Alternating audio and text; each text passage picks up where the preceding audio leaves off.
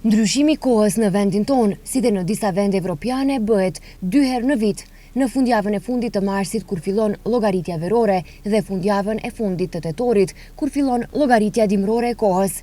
Vendimi për vendosjen e llogaritjes verore të kohës është në pajtim me ligjin për llogaritjen e kohës dhe në pajtim me direktivat evropiane.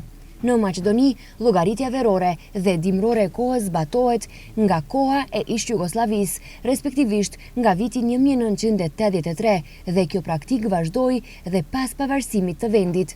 Përveç nesh, shumica e vendeve evropiane do të aplikojnë gjithashtu orën e verës përveç Rusisë, Turqisë, Bielorusisë dhe Islandës.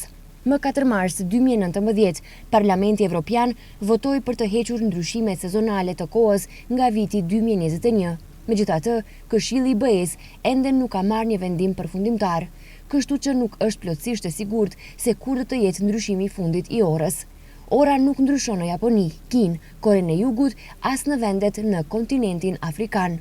Krahas efekteve energjetike, hapet edhe çështja e shëndetit për shkak se shumë njerëz ankohen për lodhje dhe bioritëm të cënuar.